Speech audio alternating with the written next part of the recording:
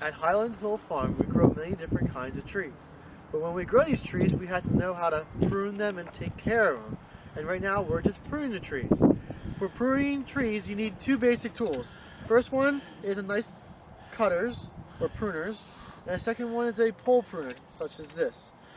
This tree right here I'm going to prune for you is called an October Glory Red Maple. It's been in our field. This is its second winter. We planted it as a 5 to 6 foot tall whip tree. You can see it's grown fairly good. This is its second time being pruned.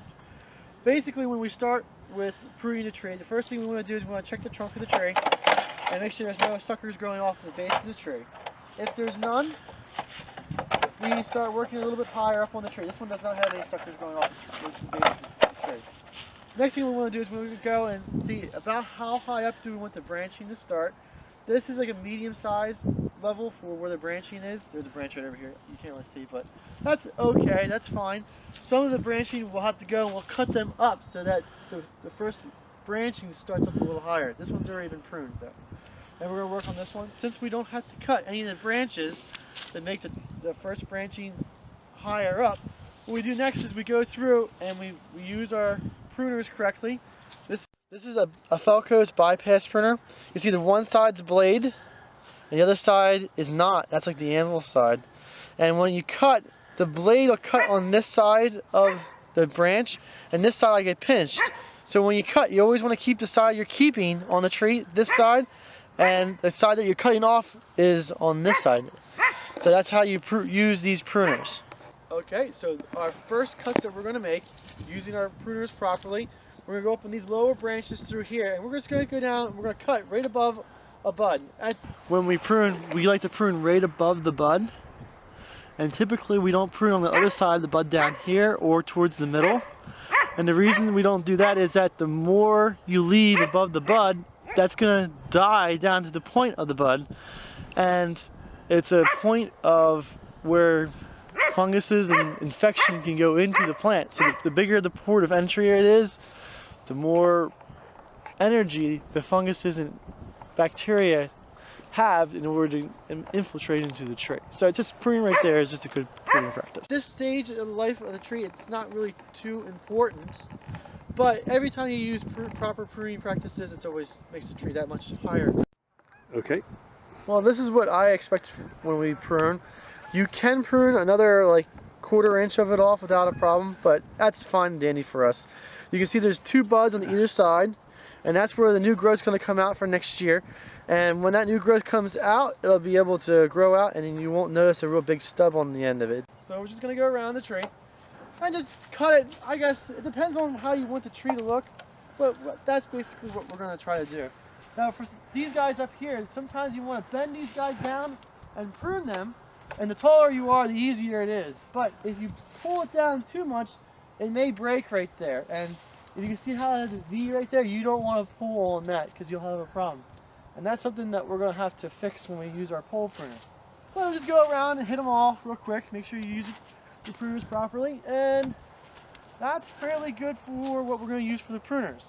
The next step is we're going to grab our pole pruners and we're going to do the top part of the tree now. When we select which, you can see there's 2 branches left, and they're both coming out of the trunk of the tree about the same spot. And when we select which one we want to become the main leader, we want to select the one that's either higher up. So this one here is higher up than that one. So this one of these 2 would be chosen over this. And we want to choose one that's most in the center. And sometimes when you're pruning, you'll see a tree that will have 3 of them come out, and the one in the middle is the weakest, and that one in the middle is the one you want to keep because that'll keep the straightest trunk and it'll have the most secure attachment of the branches to the trunk of the tree.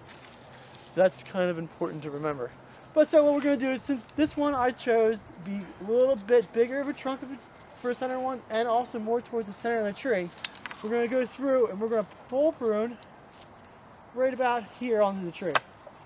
And that's a little bit low, and this one we're going to prune up a little bit higher, probably right about there.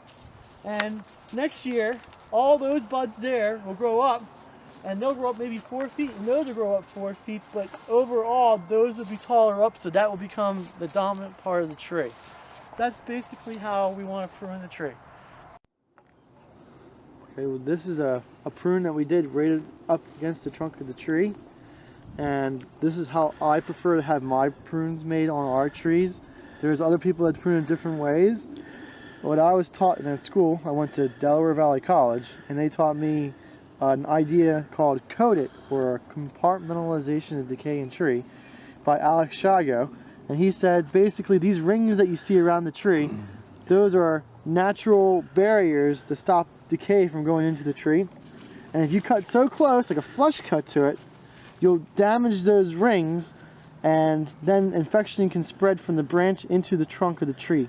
So we usually cut right above the point where those rings are, so there's not a lot of wood left here for funguses to grow into and take energy from to drill into our tree. So usually have to cut it right there, and as close as you can to the rings without damaging the rings, and you're pretty much good to go. Each tree has rings on it differently.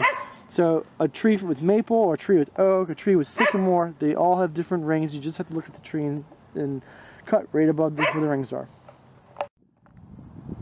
Other trees that you can trim just in the same style that I just showed you is any type of tree that you're growing with a central trunk leader to it. It could be like a cherry, it could be a sycamore, a tulip poplar, an oak tree. Anything of large size that you want to have one single trunk going up to it and then eventually become a large, nice ornamental great tree is how. If you have any questions about trimming your trees, you can call Michael at Highland Hill Farm at 215-651-8329. We deliver and plant trees up and down the East Coast, and we ship out of multiple locations